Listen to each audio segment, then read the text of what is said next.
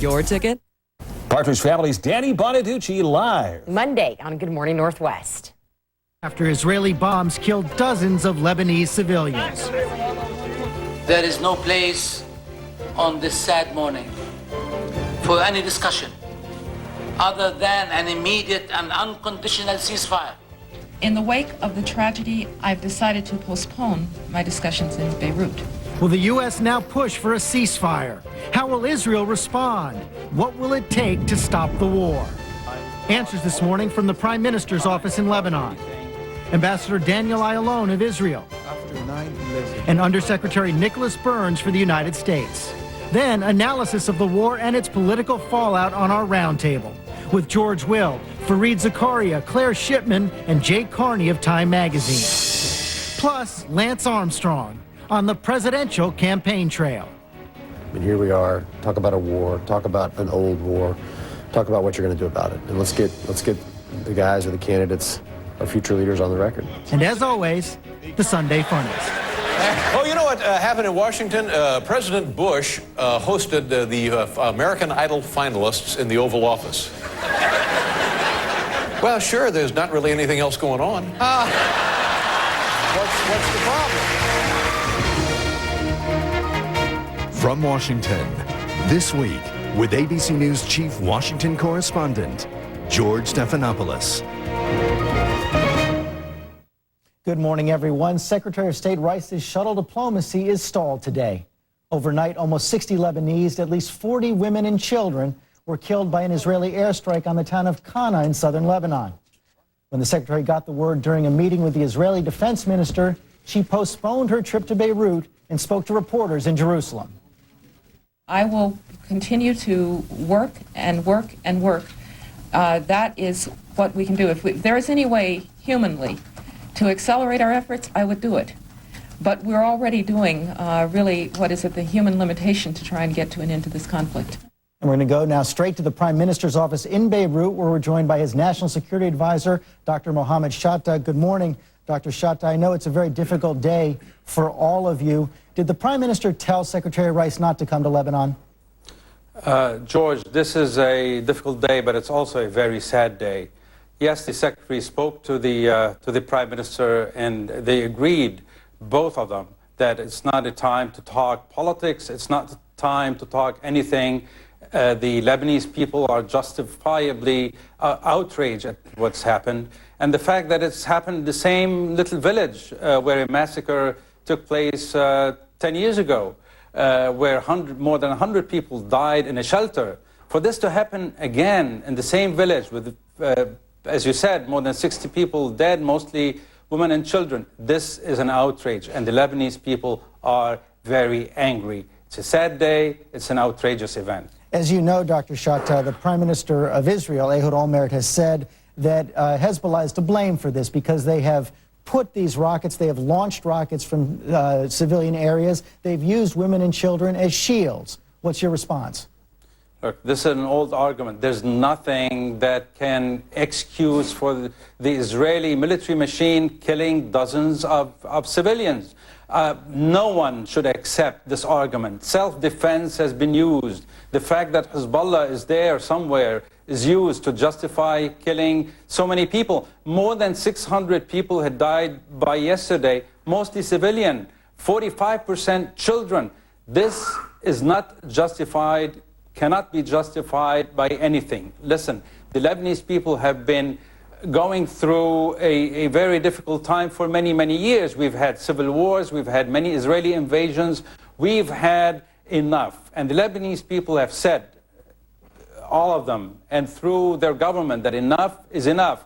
There's no one on this earth that wants peace and security more than the Lebanese people. There's no way that anyone can achieve peace by terrorizing people, can achieve security by killing babies on the other side of the border. This can only create more extremism, more hatred, and more anger. This is not the way to create a better future. Not for us, and certainly not for the Israelis. Excuse me, sir. You say enough is enough, but doesn't that mean Hezbollah has to stop launching rockets from civilian areas? We are calling for an immediate ceasefire. Of course we want Hezbollah to stop. We want the Israelis to stop. See, this is not a war. It's a war crime. You cannot fight this kind of war and call it a war. It's not. It's a war crime. We can sit here and talk about which side is shelling more bombs, which side is killing more civilians. The fact of the matter is civilians are dying on both sides. Of course, many more on the Lebanese side simply because the Israeli war machine is able to lob tons of bombs from advanced aircraft from the sea. We want an immediate ceasefire, and like the U.S. Secretary of State and all the decent people in the world, we want the ceasefire not only to happen, we want it to last. We're not looking for a reprieve for a few days to go through yet another round of killing or another invasion or another war. Doctor, this country has had enough. This problem can be solved, and we have charted the way to solve it. But we cannot wait until all the problems are solved before we stop killing children and women. Dr. Shattah, you say you want an immediate ceasefire. Will Prime Minister Sonora refuse to meet with Secretary Rice until the United States calls for an immediate ceasefire? No, it's not a question of refusing to meet. Anyone who is here in Beirut today would have realized that you could not sit and talk provisions of a United Nations resolution. This is an outrageous thing that happened today. Of course, we want to talk. We want to put an end to this. But what happened only a few hours ago outraged the Lebanese people into the streets. This cannot happen in the 21st century. You mentioned the outrage in the streets, and I want to show our viewers the pictures of those protesters going into the UN compound this morning, really storming the UN compound this morning. Has the Lebanese government lost the ability to control its streets? No. The Lebanese government is very much a national government. It includes everyone. And in speaking on behalf of the Lebanese people, yes, there was outrage, and some windows were broken, or there was some outrage expressed in a certain way in the streets. But things are not out of control. The Lebanese people are mad. Neither do we blame the United Nations. I mean, the United Nations, of course, is a very visible building in the center of Beirut. And frankly, when people are so angry, they often express their anger in the wrong way. The United Nations is present in Lebanon, has been doing great work, relief work, and we look to the United Nations for an important role and also helping us keep the peace in the South and make that peace last, as the Secretary of State has been saying. Finally, sir, when will Prime Minister Sonora meet with Secretary Rice now that today's meeting has been postponed? I can't really say, but we will not stop working. We will not stop working. First, to have an immediate ceasefire, and at the same time, to do all we can to make that ceasefire a real one, a strong one, and one that can take this country away from what's been happening for decades into peace and security and a much better future. We, our people, deserve this. Thank you, Dr. Shattah. And for more on this, I'm now joined here in the studio by the Undersecretary of State, Nicholas Burns. You heard Dr. Shattah there, Secretary Burns. They want an immediate ceasefire. Is the U.S. prepared to call for one? We are working towards that ceasefire. First of all, George, this is a very sad day for the people of Lebanon. It's a tragic day.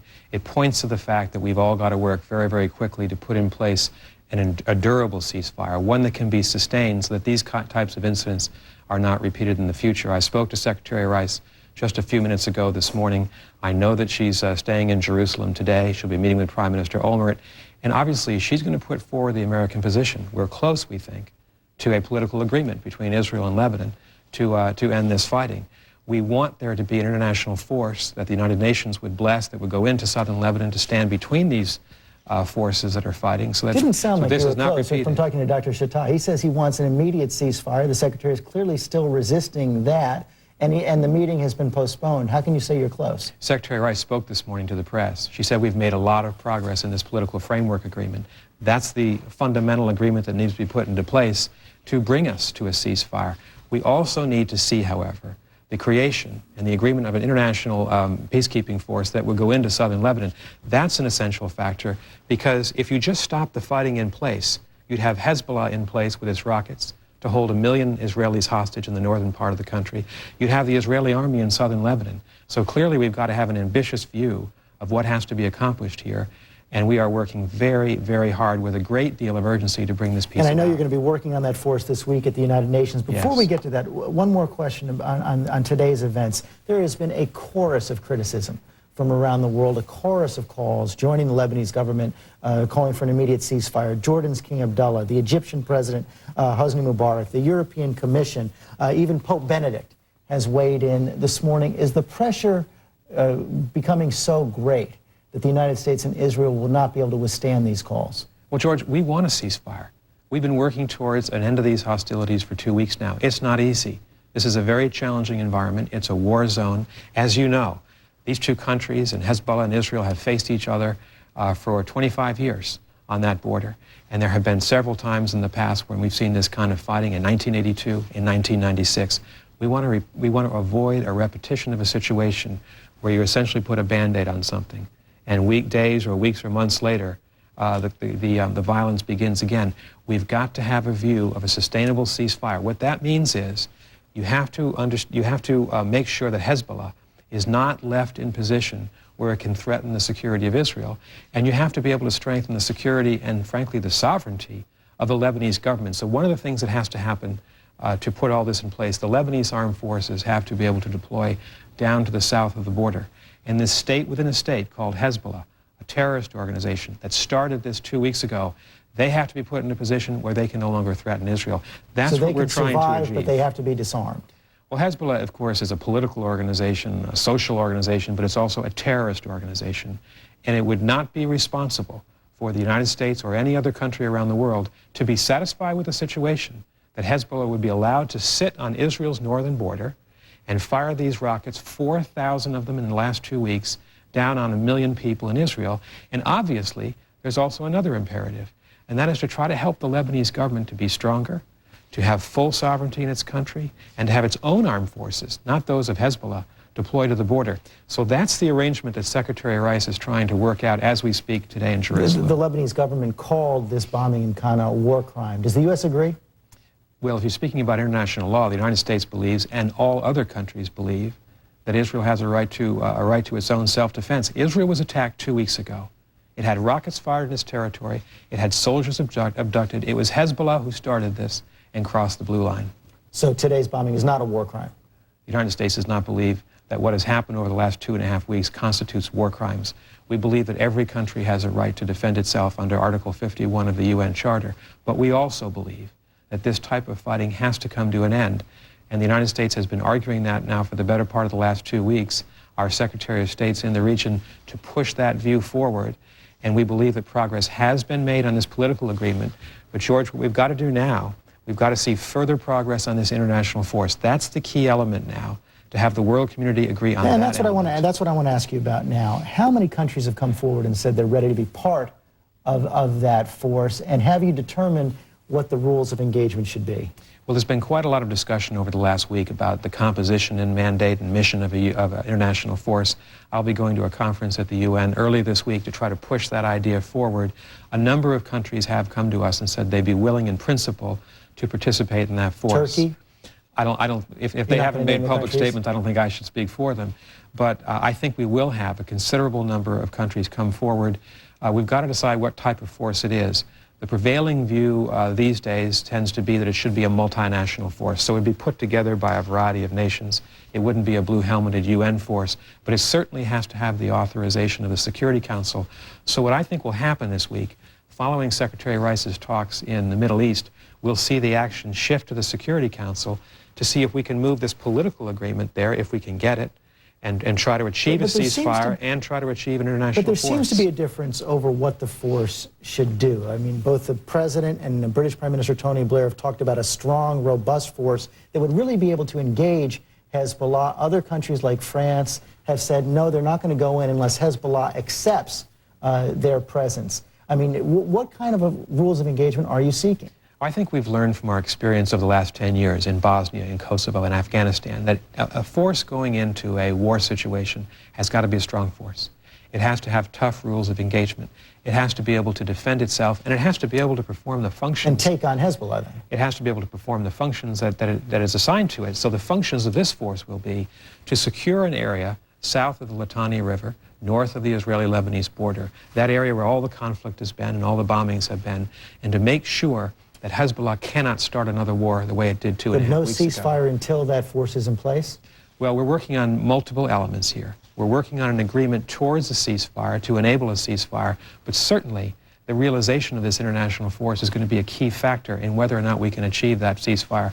I'd also say, George, in addition to creating a security zone to prevent violence and prevent warfare, this international force will have to secure humanitarian corridors so that the NGOs and the UN relief agencies can bring in a substantial amount of assistance to the population of southern Lebanon. They have been the victims of this conflict. Finally, of very Hezbollah. quickly, will Secretary Rice now stay in the region until she meets with the Lebanese Prime Minister? Well, I know she'll be seeing Prime Minister Olmert this afternoon. She'll have to make a decision about what she does after that. She'll certainly be in touch, certainly by phone today, with Prime Minister Signora. They've talked once. They'll talk again. We are acting very urgently to try to bring this conflict to an end. Secretary Burns, thank you very much. Thank you, George. Now the view from Israel. We just learned from Jerusalem that the Israeli government is going to investigate the bombing in Kana. In a statement from the Prime Minister's office, they say Israel deeply regrets the bombing and takes full responsibility. And for more on this, I'm joined here again in the studio by the Israeli ambassador to the United States, Daniel Ayalon. Welcome back to This Week. Thank you. Sir, you heard Dr. Shattah at the top of the program. He called this bombing a war crime, and now your government is going to investigate, takes full responsibility. Was it a war crime? Absolutely. It was a war crime committed by the Hezbollah because they specifically locate all their rockets, all their munitions in heavily populated areas. Now, we have warned the populations quite some time now to leave the area. By the way, if you look from the formal point of view, George, you know that according to the Fourth Geneva Convention, civilians caught in a crossfire, if they are hiding enemy soldiers, if they are hiding munitions, they are participants and they are not protected. If this is a Hezbollah war crime, then why is the Israeli government taking full responsibility in opening an investigation? Because we are a moral government. We are a moral people. It's a very sad day. We regret very much the loss of lives on both sides. We want to investigate so we can do everything in our power so it doesn't repeat itself. But at the same time, nobody is asking the Hezbollah or the Lebanese government to make sure that the Hezbollah doesn't position itself in populated areas, that the Hezbollah doesn't indiscriminately fire at our centers of populations. So this is a totally different equation here, what we're doing and what they're doing. And by the way, all those who jump to say war crimes, I don't remember saying that in the campaign on Belgrade, where thousands of people were killed because of air campaigns. This is something which is, we have to get to the root cause. And the root cause is that Lebanon is not a free country in the sense that it controls its territory. It's Hezbollah created a state within a state, building a formidable arsenal of munitions and military structure, which has to be dismantled if we want a sustainable peace, so a sustainable quiet. Despite this call from the Lebanese Prime Minister for an immediate ceasefire, the Israeli military campaign is going to continue? Yes, because when we talk about ceasefire, we want to talk about cessation of hostilities, the same as was expressed by the G8 about 2 weeks ago. And cessation of hostilities include the safe return and unconditional return of our kidnapped soldiers who are hostages. They cannot have those soldiers in their hands and trade with them. This is something which is reprehensible, and practically it should be given back. They should be given back to us, so there's no gain by Hezbollah from any of their aggressions. You heard Secretary Burns say that Secretary Rice believes that she was making progress in getting quite close to an agreement this morning. Is that the Israeli view? Yes, it is, and I believe that her trip is very important. We've made some progress, and the progress should be not just an immediate ceasefire. Everybody wants an immediate ceasefire, but also we want to think of this next stage. We want to make sure that it doesn't repeat itself. We have been too many times in these stories. 1996, 93, in the 80s.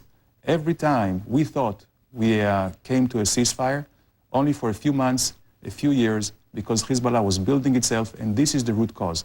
Hezbollah should be denied of any military capabilities.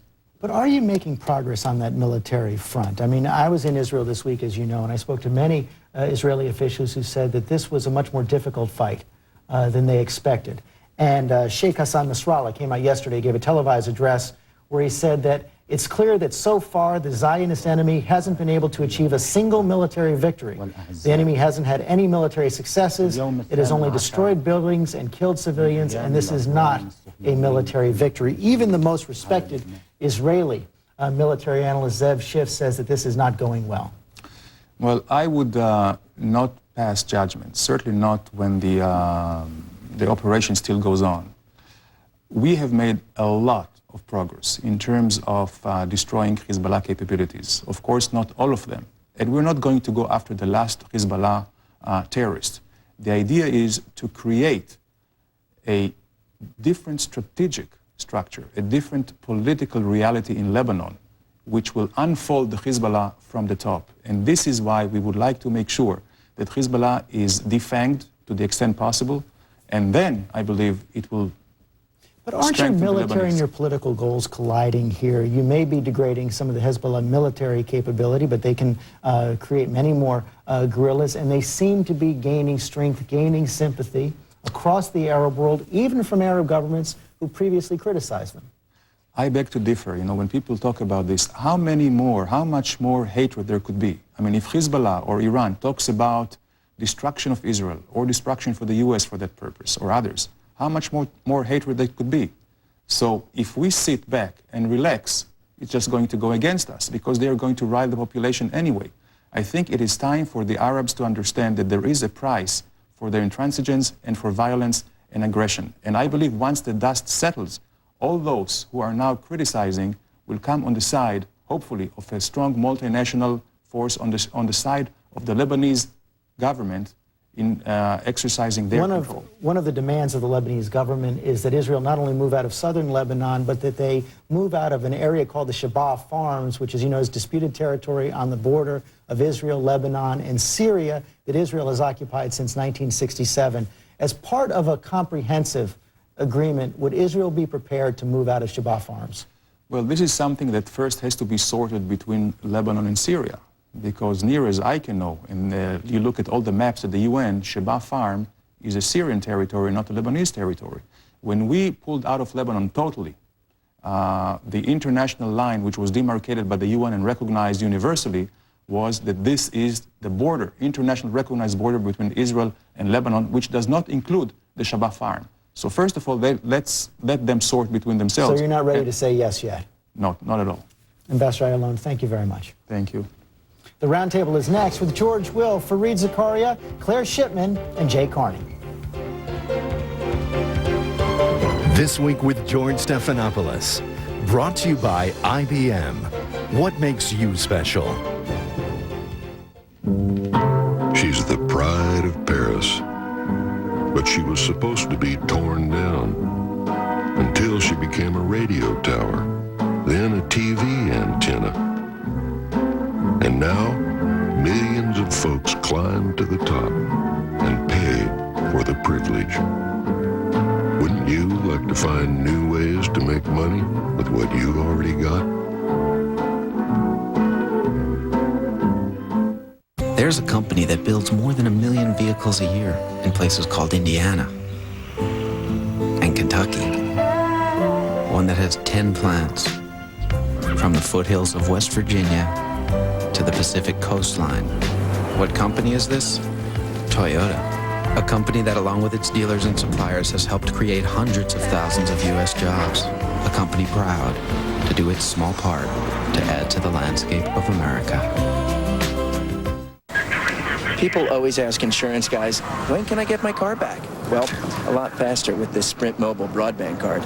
I can instantly download customer data, file the claim, and handle more customers per day. Do more with Sprint Mobile broadband. So when can I get my car back? Well, Sprint Business makes just about any place a workplace. Get a card for $49.99 with an unlimited data access plan after mail-in rebate. Visit sprint.com/business. Hey, thanks for stopping by. You know, I followed your character since the first episode. I'm a big fan, big fan. Thank you. And listen, your storyline, it makes for incredible TV drama. Thing is, your drug use is very adult content. too adult for the kids. So I'm gonna have to block you. Oh, man. Yeah. Well, have a good one.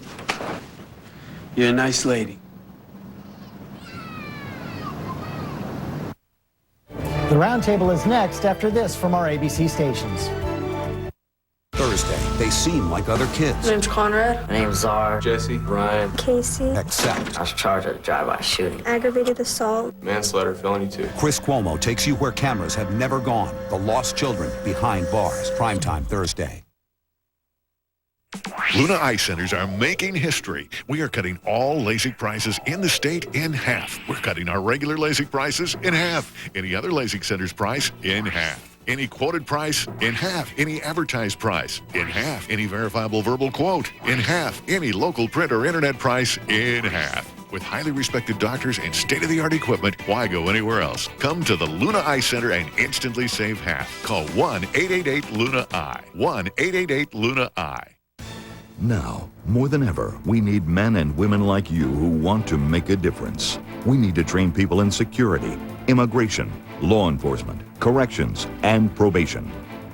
Get the education and training you need in these vital fields at Everest College. You can be working in your new career sooner than you ever thought possible. Call Everest College now at 800-515-9638 to find out how now, more than ever, you can make a difference. Call now. K2, the spirit of the Northwest. Once again, George Stephanopoulos. Time now for the roundtable. I am joined, as always, by George Will, Fareed Zakaria. Welcome back to Claire Shipman and Jay Carney of Time Magazine. And George, let me begin with you. I mean, we are now entering the third week, in the middle of the third week of this war. Secretary Rice says they're making progress this morning, but her meetings have been canceled. And it certainly seems to me, at least, that we are no closer to finding a real way out. No, we're facing a cascading of events that calls to mind to some people 1914, when a little episode in Sarajevo produced 4 years of world calamity. We're not there yet, but everyone has been surprised, and unpleasantly so. I think the Hezbollah is probably surprised, and perhaps not pleasantly so, by the response of Israel to the kidnapping of 2 soldiers. Israel has been unpleasantly surprised by what it has learned about the new competence of Hezbollah at small unit combat. Iran, for all we know, may be surprised at the use that Hezbollah has made of rockets provided by Iran. So when you have a situation where everyone is surprised, you have a really alarming situation. And Fareed, the Israeli ambassador said that he's not going to judge the military operation so far, but clearly it is not going how Israel hoped, and Hezbollah has been a much tougher foe than they expected. Well, and this is somewhat predictable in the sense that these kind of guerrilla operations, these kind of insurgency forces are never decimated by conventional military force. Look at Iraq. It's not happening there. The idea that you will be able to eliminate Hezbollah just doesn't make any sense, because what they feed on more than anything else is hatred, recruits, intensity of emotion. And as you said in your interview with him, the political and military calculus here are very different. And I would argue that Israel is, of course, justified. Hezbollah is the bad guy here. But ask yourself a simple question. In all of George's calculuses, in all likelihood, is Hezbollah today stronger than it was 3 weeks ago? It has more sympathy from the Maronites. You see Maronite organizations in Lebanon now supporting it. It has more sympathy from the Sunnis. It has more sympathy from the Shia and Sunni of Iraq and the broader Middle East. So at a very fundamental level, I would argue Hezbollah is getting stronger. And I think it's been a curious transformation for me to watch for, the diplomacy of Condoleezza Rice. I mean, the advent of Rice at the State Department seemed to signal a more pragmatic sort of diplomacy, the way we were handling Iran and North Korea. As Time Magazine so aptly put it, it was the end of cowboy diplomacy. But I think it looks as though the boots in the hat are back on. The United States is going it alone, and I'm not sure. But there were some reports at the beginning of this, especially, that Condi Rice was fighting inside, that she was the one calling up Prime Minister Olmert all the time, saying, restrain yourself, restrain yourself, restrain yourself. And the Israelis said back off, and she took the party line. Well, she took the party line, and I think there is a compelling argument. There was a compelling argument that was made internally within the administration that it made sense that the Israelis were making to the White House to let the Israelis try to degrade Hezbollah. We have all been surprised, as George said. by the ferocity with which Hezbollah continues to fight and by the lack of success of the Israelis. And what has happened now is that this gamble they took, this assumption that the Israelis with their mighty force could do something substantial against Hezbollah, has given us a situation where Israel's position is weakened, the United States' position is weakened, Hezbollah's is increased. Sheikh Nasrallah is now a hero around the Muslim world, and the gamble failed. So George, does this all add up to putting pressure on Israel to actually cut short the military campaign, or do they simply continue? They can't cut it short, and they can't continue it. They can't not continue until there's something to fill the vacuum. The problem is a vacuum in a sovereign state, the south of Lebanon. The adjective du jour this morning is a robust multinational force. That's because it depends on the size, it depends on its armament, and most of all, it depends on its rules of engagement, because multinational forces have a history of making matters worse. There has been one in South Lebanon for 28 years. It was the withdrawal, when Egypt said boo, of the UN forces in 1967 that lit the fuse to a huge conflict.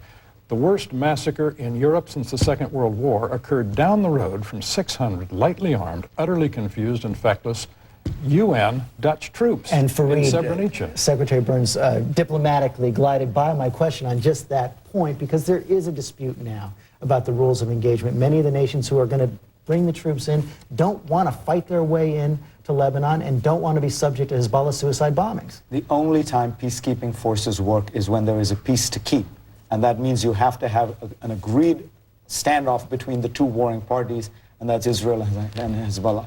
And the idea that you will be able to do this without involving Hezbollah, by having no communication with it, doesn't recognize the reality. Hezbollah is not simply a powerful political force within the Shia community of Lebanon, 1.3, 1.4 million people. It is now, as Claire was saying, probably the most popular political organization in the Arab world. And does that... Go ahead. Well, what I was going to say is I think you also have to look at the bigger picture. This isn't just about Hezbollah and Israel. That's where I wanted you to go. This is a proxy war between the United States and Iran, and that the United States would be surprised that something like this could happen is in fact surprising. Iran was just about to get boxed in at the G8 with Russia offering to support the U.S. position, and boom, one day before, look what happens. That the U.S. would be surprised about that is odd. And furthermore, the idea that the United States can play a role in a diplomatic solution when it's not talking to the two key diplomatic players that affect Hezbollah, Syria.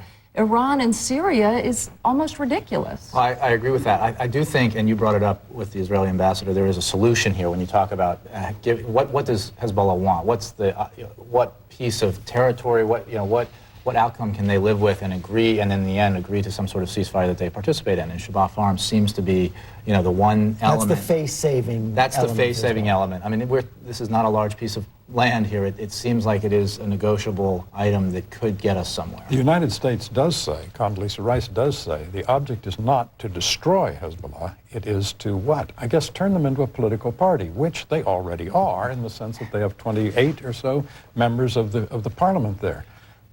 That's a very difficult thing to do with F-16s, is to transform and also, I this think into a the party. question is, again, this broader political one. I wonder whether Israel will look back. In 1967, it took over the West Bank and Gaza, militarily effective, smart.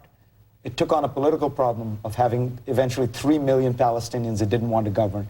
Many people would redo that trade, as Ben-Gurion suggested they do. In '82, it invaded Lebanon, radicalized the Shia population, created Hezbollah.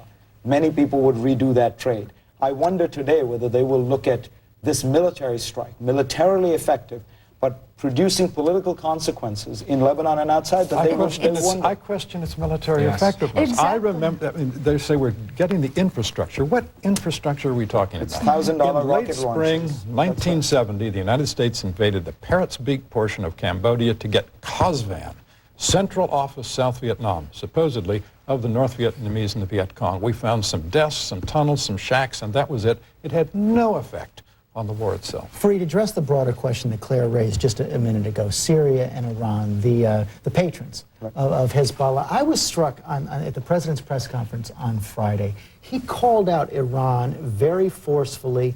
In Friday's press conference, he seemed to take a slightly softer line, almost encouraging Syria, and it seemed like the U.S. strategy at this point might be to try to divorce Syria from Iran. But here's our problem. We have boxed ourselves into a terrible situation We never talk to these countries. We isolate them in the hope that somehow they'll miraculously change, but then we're forced to talk to them. We talk to North Korea when it develops nuclear weapons. We offer to talk to Iran when it starts developing nuclear weapons. Now there's talk that perhaps we should talk to Syria. And I think it's a bad idea in the sense that we are rewarding bad behavior, but it's a problem because we never talk to these countries in the first place.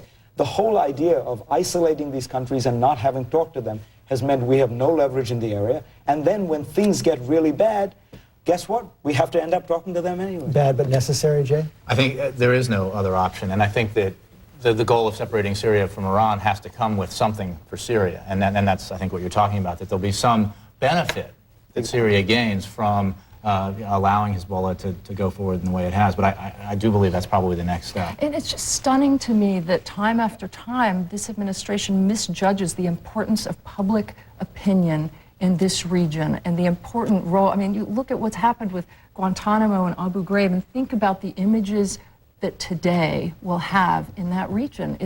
It's stunning. Meanwhile, the images that were pressed down this week were the news that in any other week would have made massive headlines in the United States. We are actually sending more troops to Iraq. Here's President Bush.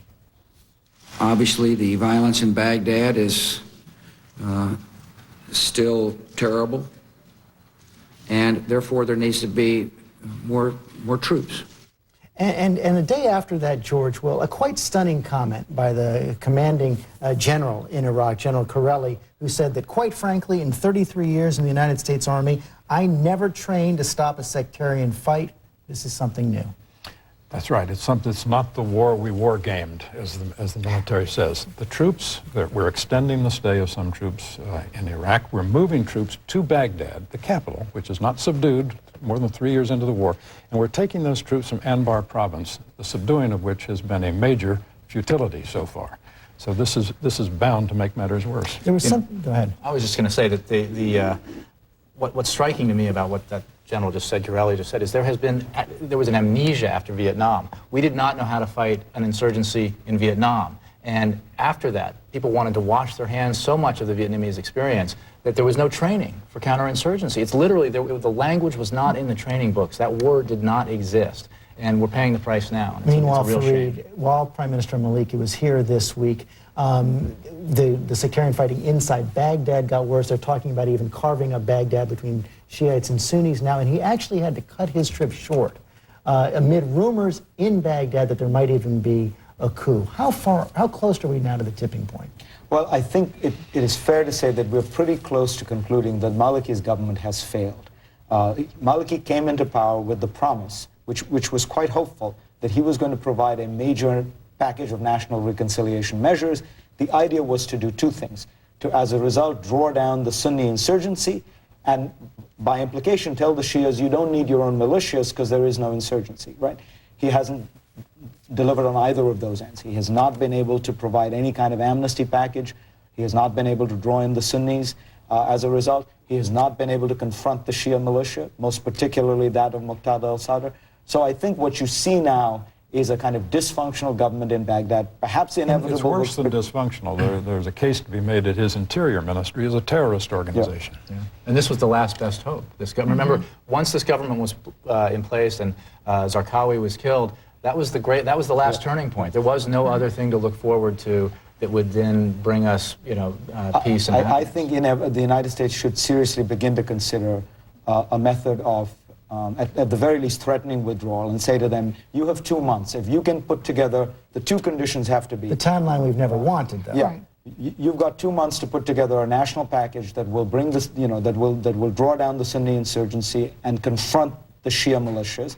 In other words, establish yourself as an actual government. And if you don't, I think Peter Galbraith has a very smart idea of withdrawing to the Kurdish region, which is probably, after Israel, the most pro-American part of the Middle East, and wait there. The benefit of that, of course, is there's broad public support for that, because all of this and what's happening with Hezbollah has just been a disaster at home for the Bush administration. Well, and that brings us to the politics of it, Jay, and Claire is exactly right, and I think an awful lot of Republican House members and incumbent senators were hoping that in September there was going to be a big announcement, 10, 15, 20,000 troops coming home. That is not what they're going to get. What is the political impact? There are so many issues. there are so many issues that are bad for the Republicans right now, but the one that matters most is Iraq, and it is killing them on every level. And there was some brief moment of hope 6 weeks or so ago. Remember, the Republicans went on the offensive, forced the Democrats to vote on some war resolutions in the thinking in the national Congress. security traditionally works for Republicans. This will work for us. And 6 weeks later, that looks like a faint memory at all. In late October 1980, Ronald Reagan perhaps secured the presidency by, in the debate with Jimmy Carter, looking the country in the eye and saying, "Are you better off today than you were 4 years ago?" The country said stagflation, Iranian hostages. No, they chose Reagan. In 2006, but most important perhaps in 2008, some Democrat or Democrats are going to turn to the country and ask a similarly simple question. Are you safer today? That being the Republican, are you safer today? And I don't think the country feels I safe. think the most ominous poll number is that 60% of the nation thinks we're on the wrong track, in the wrong direction, and that's just disastrous for Republicans. If I were a Democrat, I would make up a campaign commercial almost entirely of Donald Rumsfeld's press conferences, because the man is looking, I mean, it's not just that he seems like a bad Secretary of State, he seems literally in a parallel universe and slightly deranged as a result. If you listen to what he said last week about Iraq, he is living in a different world, not a different country. And that is going to be the last word today. Fareed Zakaria, Jay Carney, Claire Shipman, George Will, thank you all very much. The Roundtable will continue in the green room. You can watch it at abcnews.com. Coming up, Lance on Landis. I know what it's like to be accused of things, and you know, my suggestion to Floyd would be, you know, if you're innocent, if you believe you're innocent, then you stand up and fight for it. I mean, that's what I've done for the better part of 10 years. And later, the Sunday Funnies. And the most ridiculous story of the week. This week, Ann Coulter said that Bill Clinton was gay. I gotta admit, he hides it pretty well.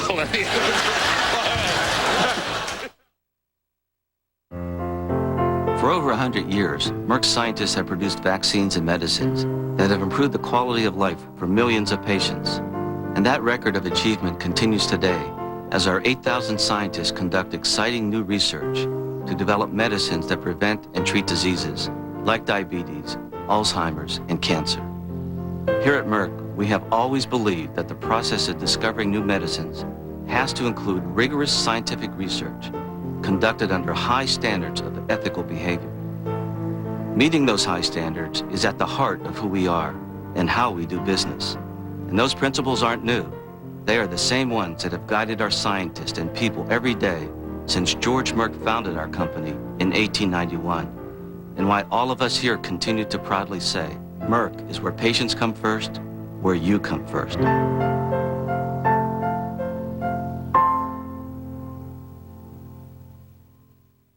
Why do I like working here?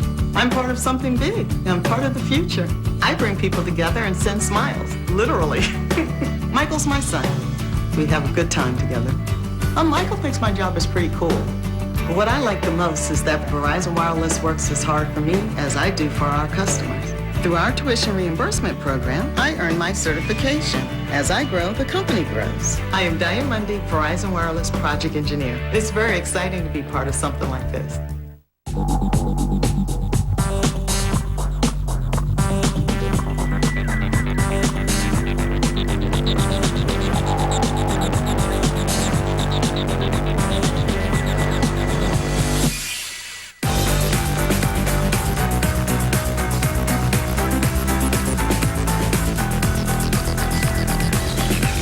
Test drive the DTS at the Cadillac Summer Event, going on now.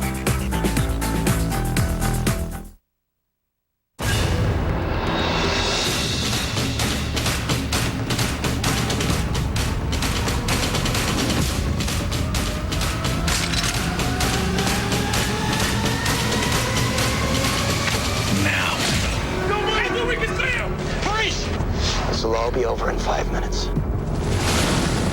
The nightmare began 52 hours ago. Were you afraid for your life? What happened to her in there? I wasn't with her the whole time. How's everyone else? A lot of things happened in there. It was a moment. Does it have to mean everything? Everything would have gone down a lot worse if you hadn't been there. Are you the cop? Yep. Then why didn't you save my mom? You seem better. I've got a second chance at life. Only they know what really happened. You're safe now. What does that mean? The Nine, coming Wednesdays this fall after Lost, only on ABC.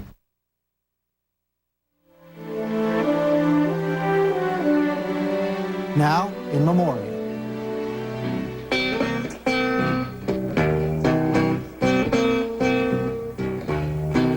I said you can talk about me. You can say what you please.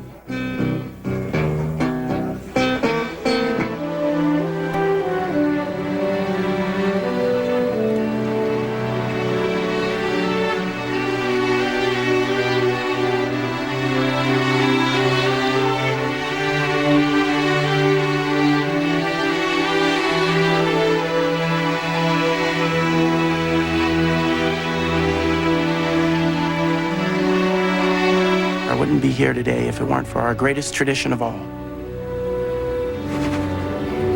Honor, sir.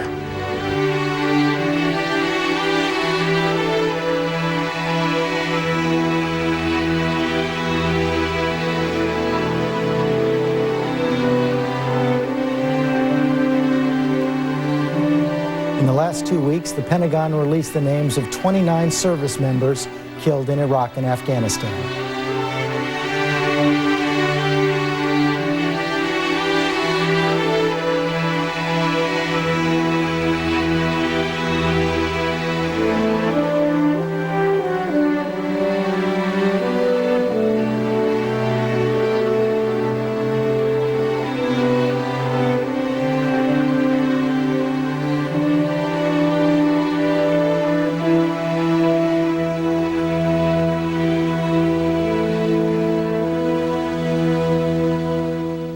We'll be right back with Lance Armstrong.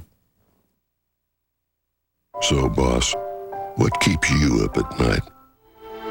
Maybe you've been tasked with coming up with the next best thing since sliced bread. But look at the guy who invented sliced bread. He didn't invent bread. He didn't invent slicing.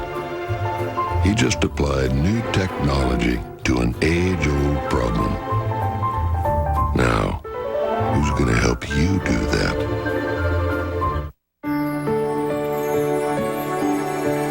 Where does your mind go when you go to bed? Well, if you're like a lot of people, it doesn't go to sleep. It replays the day. It looks at what might happen tomorrow. And sometimes it gets tangled up in a list of to-dos and forgot-to-dos. Ask your doctor about Lunesta. It can give you and your restless mind the sleep you need. And non-narcotic Lunesta is approved for use night after night if necessary. Lunesta works quickly, so take it right before bed. Of course, do not use sleep medicines for extended periods without first talking to your doctor. Be sure you have at least 8 hours to devote to sleep before becoming active. Until you know how you'll react to Lunesta, you should not drive or operate machinery. Do not take Lunesta with alcohol. Most sleep medicines carry some risk of dependency. Side effects may include unpleasant taste, headache, drowsiness, and dizziness.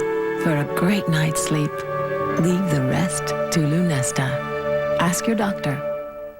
There's a company that builds more than 1 million vehicles a year in places called Indiana and Kentucky. One that has 10 plants, from the foothills of West Virginia to the Pacific coastline. What company is this? Toyota. A company that, along with its dealers and suppliers, has helped create hundreds of thousands of U.S. jobs. A company proud to do its small part to add to the landscape of America. My brothers and sisters, how different we are.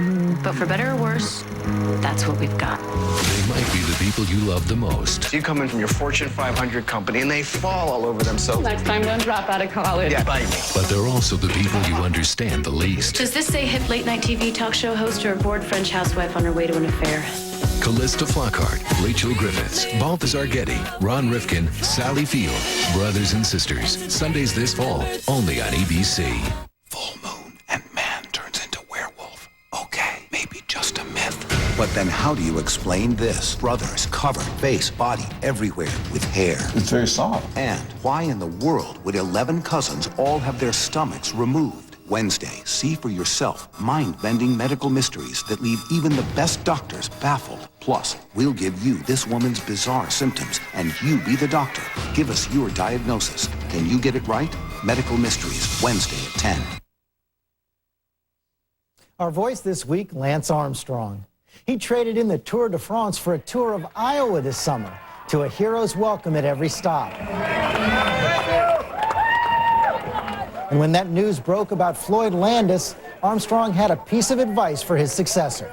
My suggestion to Floyd would be, if you're innocent, if you believe you're innocent, then you stand up and fight for it. If that means talking to the press, if that means suing somebody, if that means, writing about it, thinking about it, talking about it, you have to do it.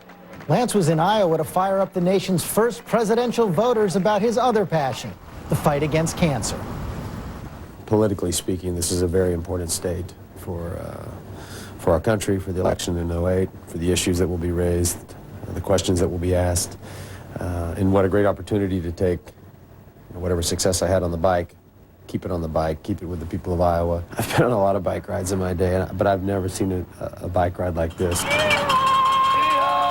This ride is famous for the old ladies in the square baking pies.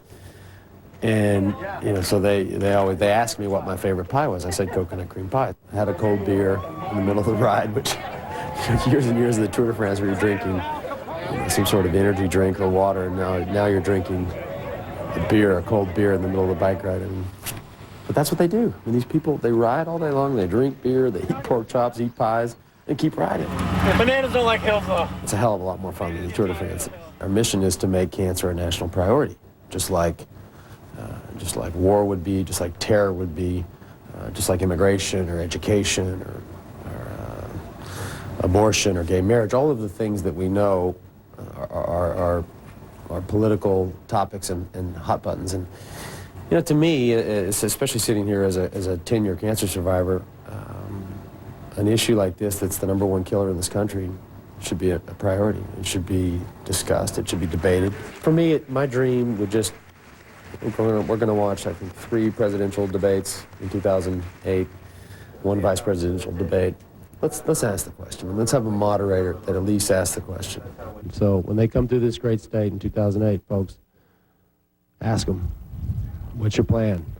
And there's a lot of reasons I can't be the candidate in Iowa, and I don't want to be. I want to lead a movement right now, and I might be wrong. I might be wrong that the best way to do that is being out of office or being right down the middle. I could be wrong. I mean, perhaps change could be affected on a much greater level if I was in office or if I was a senator or a governor or whatever. But I don't think so right now. I think right now I need to be very neutral. I need to recognize and remind people that this is an apolitical issue. But if the time ever came and the nudge was there, you never say never. But somewhere in there, there's a place for this disease to not only be funded, but to be put back in the hearts and minds of American people and know that the odds are startling. 1 out of 2 men, 1 out of 3 women, 1,500 lives a day, 600,000 people a year. Many of them never needed to die, never needed to go through the pain and suffering that they ultimately will. It's got to stop. You can hear more from Lance at Voices Plus at abcnews.com. And now, the Sunday Funnies. And John Kerry said today that if he were president, the current conflict in the Middle East would not be happening. Then his wife, Teresa, said, yes, I know, dear, just take out the trash. By the way, interesting tidbit. The United States sold Israel much of the weaponry currently being used to bomb southern Lebanon. So when Madam Secretary flew there to express her solidarity with Prime Minister Faoud Sinora and the Lebanese people, it was awkward.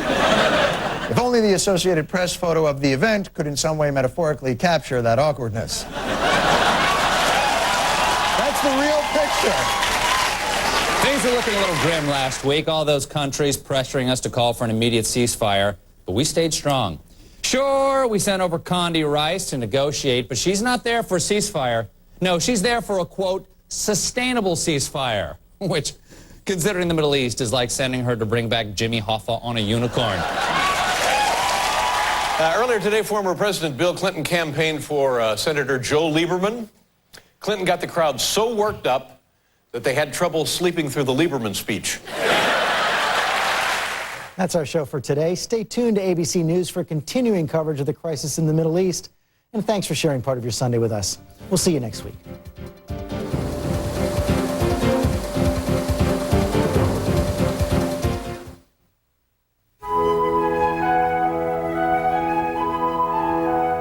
If you haven't yet discovered the beauty of classical music, this is the music collection for you. Presenting Best Classics 100, the top 100 classical songs of all time, on 6 CDs for the unbelievable price of only $24.98 plus $4.95 shipping and handling.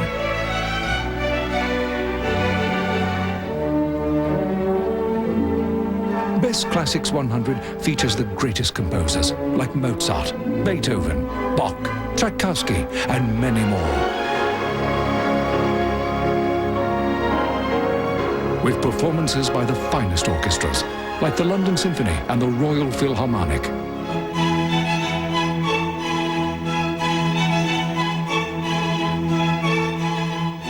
Best Classics 100, over 7 hours of spectacular music on 6 CDs for the extraordinary low price of only $24.98, plus $4.95 shipping and handling.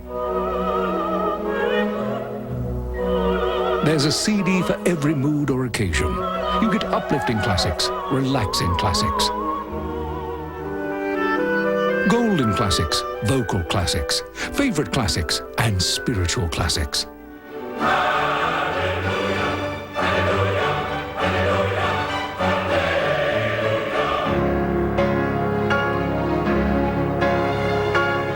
Best Classics 100 has it all, from the timeless to the classics of today. Just one phone call and you'll own this definitive classical music collection at a price you can't afford to miss. Call now to order Best Classics 100 on 6 CDs, over 7 hours of music for only $24.98 plus $4.95 shipping and handling. Or order online at bestclassics100.com. I guess if I had to kick someone off the lifeboat, I'd kick Walker off. Agreed. Why me? Why not? What? They tested the sprinklers on 14 and flooded the records room. What about the audits? We're dead. No, we're not. We're not? Last month, every important document we have was scanned into a secure database we can access from anywhere. Okay, why? So it means I can stay, right? The IndyCar Series races into Michigan as Indy 500 winner Sam Hornish Jr., Danica Patrick, and top rookie Marco Andretti all make a run for the checkered flag. The Firestone Indy 400 today at 3:30 Eastern on ABC. Imagine standing 1.5 miles up into the sky and above the clouds. Monday, join World News for the ultimate adventure as we climb to the top of Mount St. Helens and peer straight into the active volcano. Don't miss World News with Charles Gibson.